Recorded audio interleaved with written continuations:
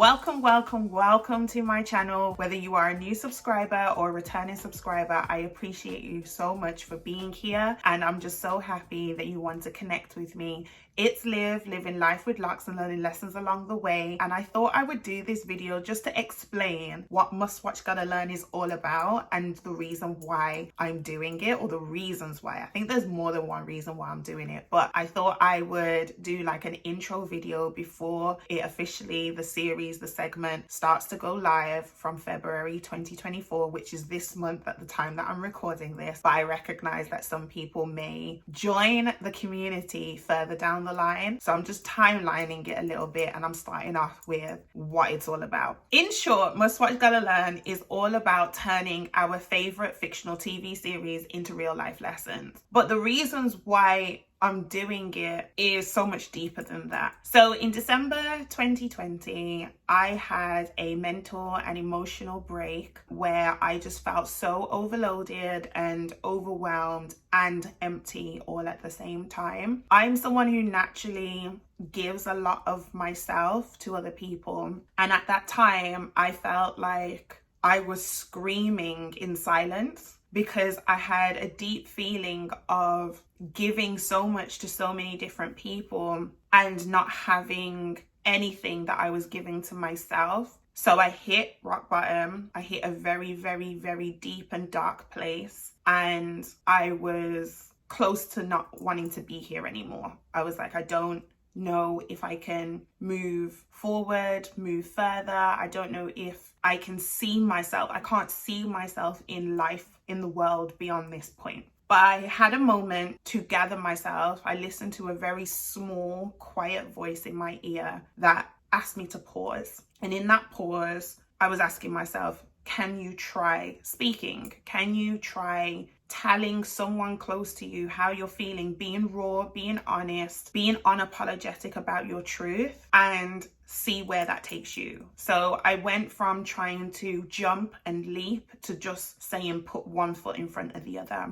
And by doing that, I became more confident and composed with sharing what was going on internally. So for years, I would just bottle things up. And as much as I come across as a very confident person, I am when I'm not speaking about something personal to me, when I'm not speaking about the battles I'm fighting within or the war that I'm experiencing within. But I started to break that. I was like, it's time to heal those parts of myself, and also to listen to my inner child a lot more. So that started around that time. I feel like my inner child screamed so loud inside of me that I had to listen. And so that then led to me starting my Locs. So I started my Loc journey in December 2020. This is why I've said previously, if you've been around before, you may have seen pieces of content where I've shared this, that my Locs have saved my life. My Locs helped me to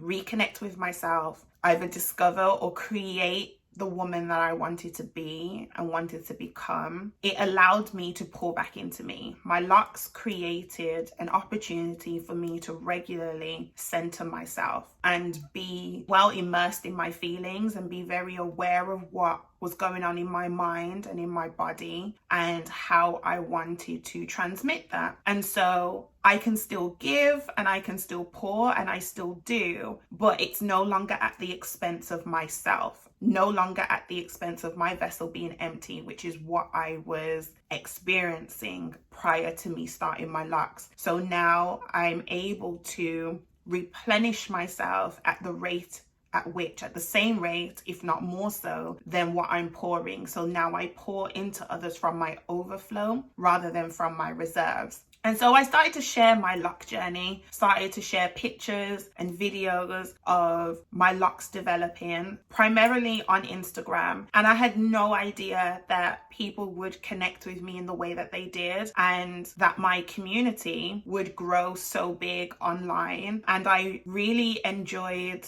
being able to learn from others as well. And I continue to enjoy this, but probably not in the same volume, because my Locs are a lot more mature now that I'm over 3 years in. But during those first 12, 18 months, 2 years, where I was learning about what was happening to my locks, the changes I was going through, but also really getting excited about other people's journeys and how different their locks were to mine, but how beautiful all of our locks were and continue to be. I was sharing a lot of content very regularly, and I think that contributed to my community growing at the rate that it did. And I would say my flagship piece, I would say the thing that I became known for in my particular lock community, because it's still small compared to all the other people that are out there, I can only speak from my experience. And I'd say the piece of content I became known for is the self-maintenance videos, me recording, me maintaining my own hair. And I think it's because my setup was very unique in that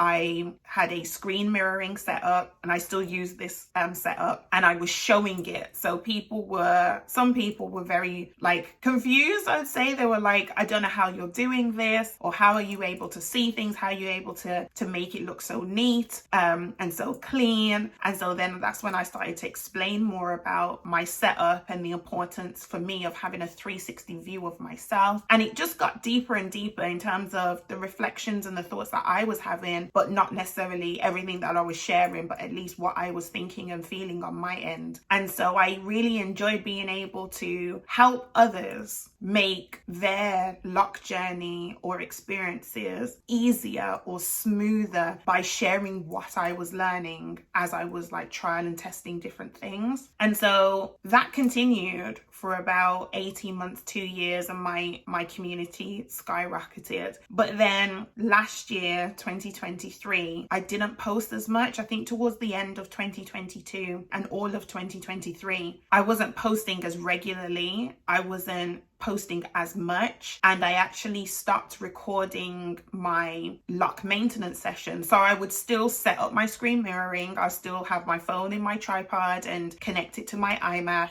and be looking at the back of my head on my iMac screen whilst my phone camera was on me on the back of my head. So I still did that because I still needed to maintain my hair. But because I wasn't maintaining my hair as often, so I maintain my hair about 5 times a year. So that's when I wash and retwist. So I wash my hair without a retwist in between those times. But about 5 times a year is when I wash and retwist my hair. So I wasn't doing my retwisting as regularly. And I also hadn't changed anything. My routine was the same. I was doing the same thing. So I was becoming bored of my own content, or not even bored, because I wouldn't say that I experienced boredom, but I was not necessarily as excited about my own content in the way that I used to be. And for me personally, I don't and didn't want to be in the habit of posting just for the sake of posting. I didn't want to feel obligated to share something that I didn't truly believe in or didn't feel connected to. I feel like I am more appreciative of people engaging with my content when I feel like it's something I can stand by, and it's something I feel proud to have created, something I feel excited by, because I feel like, when they say that, when you think of family get-togethers and those who cook the food say that they cooked with love, I'd say I create with love. And so because that love wasn't there as abundantly as it was before, that's why I not only wasn't creating as much, but I also wasn't sharing as much of my creations as I used to, because I felt like there needs to be more love in this. And so whilst I still do my setup for me, it's no longer something that I feel like I need to share, because I feel like there's enough examples or samples of me retwisting my hair out there where the routine is the same. I haven't changed that. So that's why I didn't post as much in 2023. And as a result, I did lose a number of followers, but I was okay with that. I was fine. I was like, the people who are still here, the people who still connect with my content, whether it's on Instagram or whether it's on TikTok, because I did start to do more TikTok videos last year. So I was exploring that platform because I felt like it was like a less polished version of Instagram. And so I could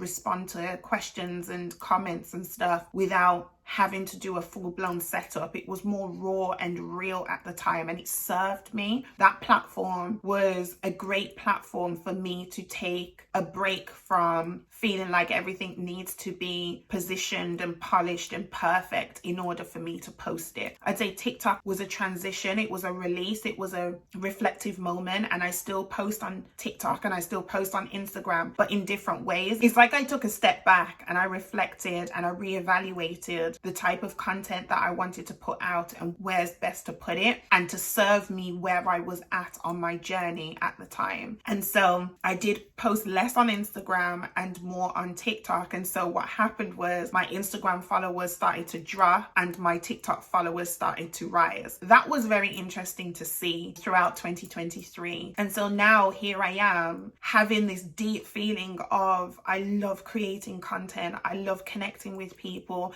I love reaching people. I'm learning all the time through all of my life experiences, and I want to be able to share them with others just in case they need a message or they feel like there's a life lesson that they are yet to learn and they can pick it up from myself or something that I've shared, and used myself as a vehicle for information. And so I was thinking, okay, what can I do? I started a new job in 2022, in December 2022. And what I found was I was being the same Olivia in that job that I was always. My default and habitual setting is to just pour abundantly, pour, just keep doing more and more. And so what that resulted in terms of my employment role is that I was starting work earlier than I needed to. I was working through my lunch break or not taking it, or not going on my lunch break at the time that I planned to or that I had set out to. And I was finishing work later than I was supposed to or needed to. I was finishing later than my finish time. And so what that started to do to me over time is make me feel really exhausted, because I wasn't replenishing my energy, replenishing myself, pouring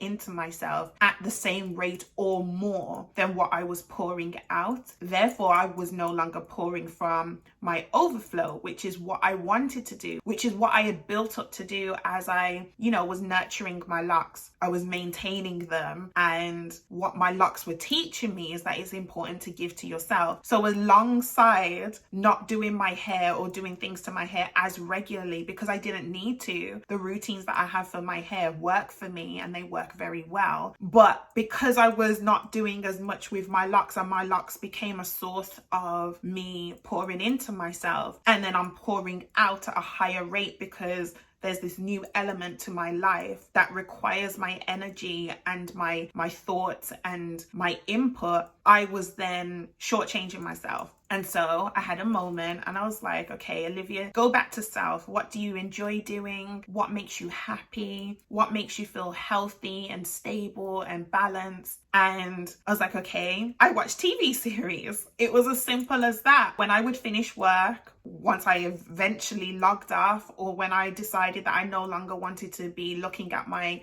screen anymore, my devices anymore, or if I didn't feel like I had the energy to interact with someone, or if I just simply wanted to relax, I see relaxation as protected time. I see relaxation as purposeful time and investment in myself. So like I said earlier, I don't experience boredom, because I feel like there's so many things that you can do, and there are reasons and purposes for why you do all these things or involve yourself with all these things. There's no room to be bored. Being bored doesn't sit in my vocabulary. It's not a part of my life experiences. I am never bored. So if I'm sitting down and not doing anything, that's not out of boredom. That's because I need to be sat down, resting, not doing anything, not thinking, either being in my feelings and seeing how I can understand myself better and have more compassion for myself, or be in my feelings to just understand what they are and how I can move forward, trying to figure out what the next step to take is. And so I would finish work and I would sit and watch TV series, and I had the thought of, why don't I watch an episode from a TV series that I like, either watching for the first time or I'm rewatching, in my lunch break?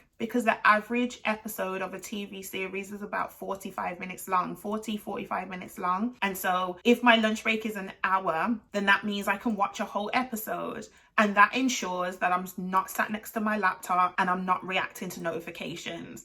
And I'm either eating something or making something to eat something, but I'm definitely resting during my lunch break so that I can then be more efficient and have more to give in my afternoons at work rather than burning myself out, which doesn't serve myself, nor the people in my team, nor the people that I'm working with, nor the other people in my life. Just thinking about like family and friends that I want to connect with when I'm not working. That's what I had as an idea. I was like, okay, it became part of my protected time during my work days. And so what I would do is when I finally decide I need to start my lunch break now, so when I come out of a task, because I find it really hard to stop midway through something. So that's one of the reasons why I don't always start my lunch break when I intend to. But once I decide, okay, now is the time to pause and finish the first half of the day, I mute my laptop,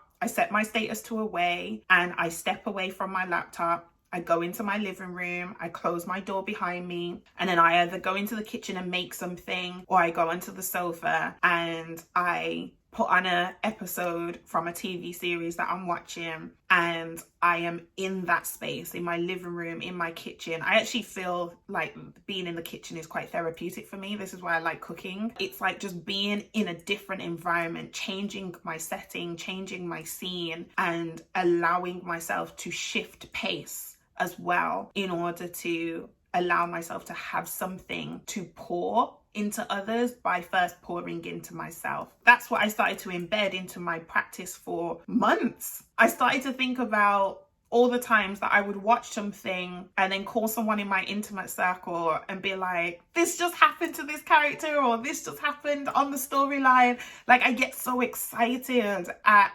the TV series that I'm watching. I feel like the characters really come to life. They feel like people I know. I would say I would liken it to, if you like reading, if you have ever allowed yourself to get lost in a novel and you imagine these worlds that the characters are in, from all the descriptors that you're absorbing, you can really almost like detach yourself from real life, but still have that connection to real life because you are the real element. You are the real part of that whole experience.